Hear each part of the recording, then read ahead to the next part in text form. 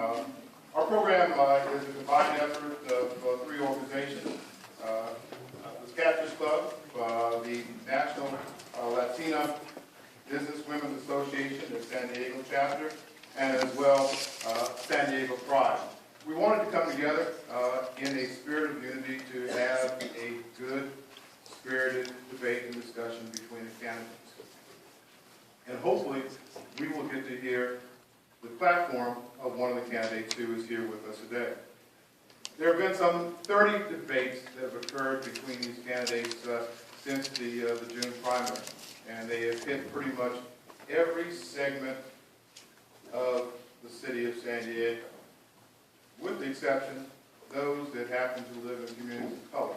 Probably have not had a great of access to both candidates at one time in a civil forum. As I mentioned to you in previous discussions, it seems that there is a theory among some political consultants. Some communities don't matter as much as others. Well, all of us have an opportunity to vote. And it does matter. Anyone who is running for office is petitioning themselves before the public for their vote and their support. And it is not only their civic duty, it is their moral obligation to appear before all groups. I would not be singling out Mr. DeMaio if, in fact, he represented a track record that shows that he was willing to participate in communities of color. But he has panned the San Diego Urban League.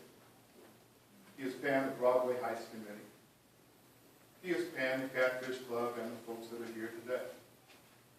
Maybe he has greater interest in the city of San Diego, but it is very clear that his interests don't involve the diverse breadth of what is represented by the city. We would hope if you happen to be a DeMaio supporter, you'll ask him what happened. He was very clear. He was just not going to be here today. No excuse, no reason, just very clear. Nearly every debate has covered basically the same issues: the charter state, public employee pensions, education, and the proposed convention center expansion. I'll kind of give you the highlights. Both candidates oppose public financing for a new stadium. DeMaio is pushed to eliminate pensions while Mr. Filner defends them. Mr. Filner advocates for additional educational funding while Mr. DeMaio wants to provide more after-school programs. And they both support a convention center expansion, but Mr. Filner objects to the financing plan, a public hotel tax voted on by private hoteliers, while DeMaio has voted for it. So hopefully today's conversation will take a completely different track than those issues that we've heard in other communities. We hope today's conversation will center on how those who are marginalized by the San Diego power structure are brought into the meeting rooms and decision processes of our city government. How the judgments of the person you love will not determine your access to government. How your surname should not create barriers or undue enforcement of those inalienable rights guaranteed by the Constitution.